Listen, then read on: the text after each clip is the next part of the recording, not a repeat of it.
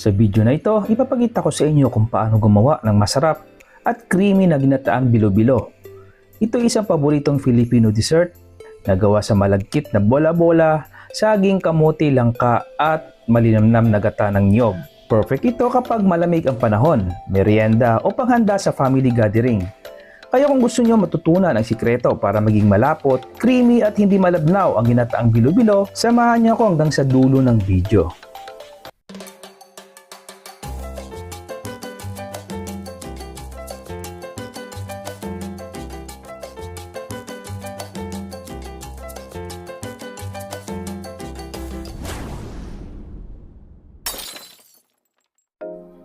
So guys, ito na po yung ating mga kakailanganin at mga ingredients sa paggawa ng ating bilo-bilo. Simulan po natin sa ating kamuting kahoy, gabi. Mayroon din po tayong dalawang klaseng kamuting baging. Depende po yan kung ano pong available sa merkado, at saging na saba. Dahil hindi po ngayon taglangka, wala po tayong mahanap na prutas, so bumili na lang po tayo ng langka po na nasa syrup. Kalahati lang po ang ilalagay natin dyan. Depende po sa dami ng inyong lulutuin. At gagamit pa tayo ng tapioca pearl or sago. Ipapakita ko sa inyo mamaya kung paano po ito lulutuin. Unang piga or yung kakanggata, at yung pangalawang piga na gata o yung malabnaw. Glutinous rice flour at asukal. Pwede po kayo gumamit ng puti or yung brown sugar. Gamitin tayo ng pandan para sa aroma. So first step po natin, babalatan po muna natin yung ating gabi, kamuting kahoy at yung ating kamuting baging.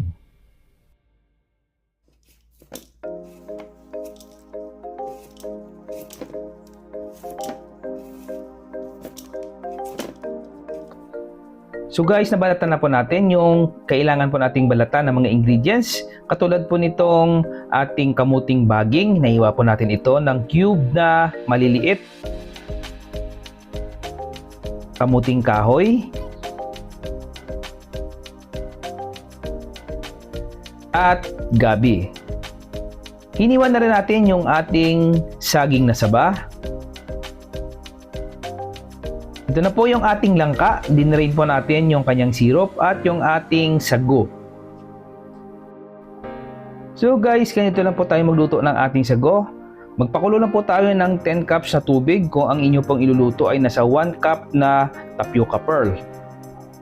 Takpan po natin ito at lutuin po natin 15 to 30 minutes. Pag naluto na po, ito po yung ating salain at hugasan po natin ito sa malamig na tubig para hindi po siya magdikit-dikit. Sunod naman natin gawin yung ating bilo-bilo balls. Sa isang bowl, maglagay po tayo ng glutinous rice flour. And then, lagyan po natin ito ng tubig. Alalay lang po ko sa tubig para hindi po siya magbasa. Siguraduhin malinis yung kamay bago po natin itong haluin hanggang maging dough. At kapag naging dough na ito, kumuha ng maliliit na bahagi at ipagulong sa palad hanggang maging maliit na bola. Maglagay po muna tayo ng kaunting rice flour sa ating pinggan at dito natin muna ilagay yung ating nagawang bilo-bilo balls.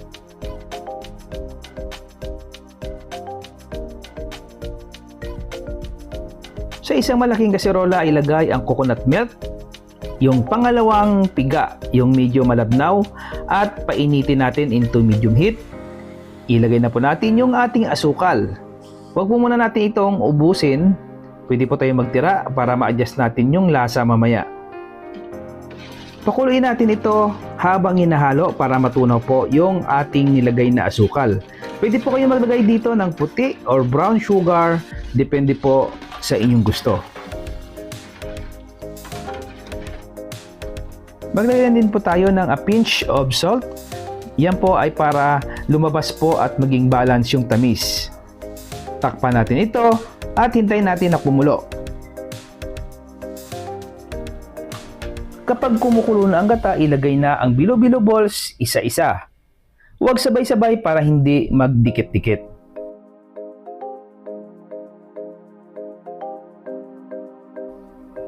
Isang palatandaan kung luto na ang inyong bilo-bilo balls kapag ito po ay lumutang ng kusa. Ang ibig po sabihin, ito po ay luto na.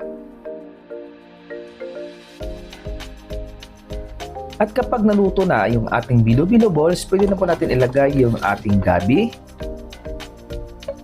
And then, sunod na po natin yung ating kamuting baging. Ilagay na rin natin yung ating kamuting kahoy.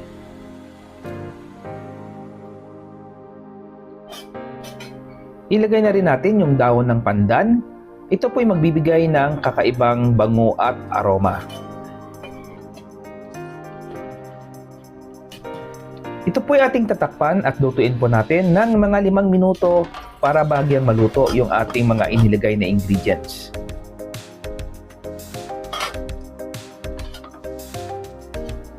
Pagkatapos ng mga ilang minuto, pwede po natin i-check kung bahagyang luto na yung ating nilagay na mga ingredients katulad nitong kamuting kahoy at iba pa pong mga ingredients.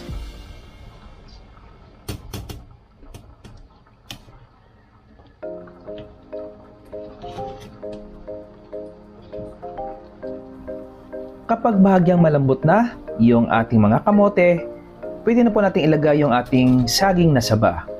At isunod na rin natin yung ating nalutong sago.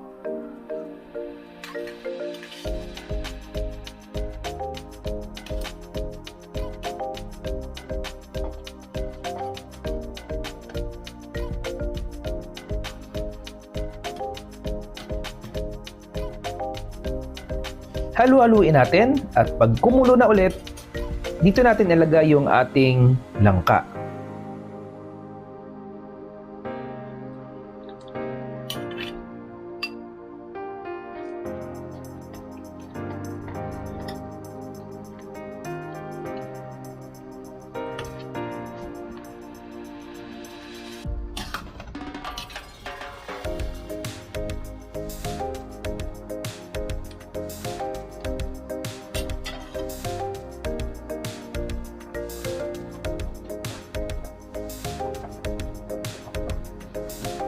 At panghuli, ilagay na po natin yung ating coconut cream.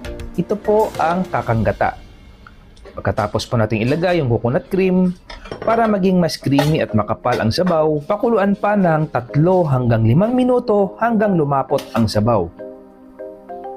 Paalala lang po mga katropa, huwag masyadong malakas ang apoy para hindi maghiwalay ang gata.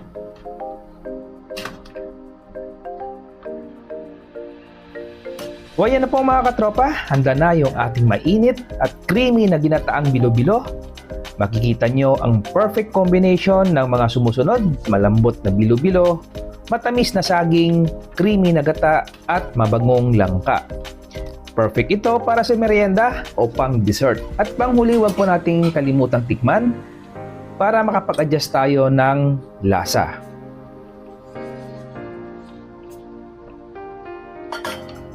Kung nagustuhan nyo ang recipe na ito, huwag kalimutang i-like ang video, i-share sa inyong mga kaibigan, at mag-subscribe sa Chef Angel Kitchen para sa mas marami pang masarap na lutong bahay recipes.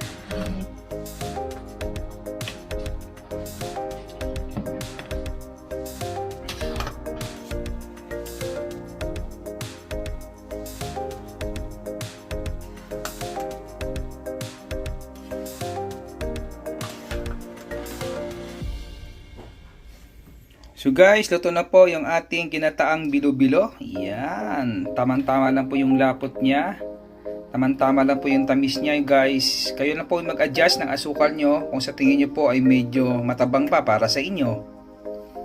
Pwede nyo po dagdagan ng asukal. Kung sa tingin nyo po ay hindi po masyadong malapot, pwede po kayong mag-add ng glutinous rice. Tunawin nyo lang po sa kunting tubig para makuha nyo po yung lapot na gusto nyo. So guys, yan, perfect na po yung ating ginataang bilo-bilo. So ililipat na po natin sa mangkok. Yan.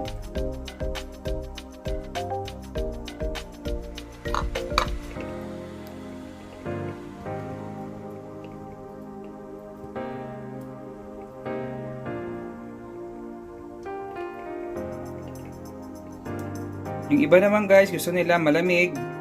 Kung gusto nyo po malamig, set aside muna and then ilagay sa ref hanggang sa lumamig. Tsaka nyo po kainin. Mag-comment din kayo kung ano pa ang gusto nyo pong lutuin natin sa susunod na video natin.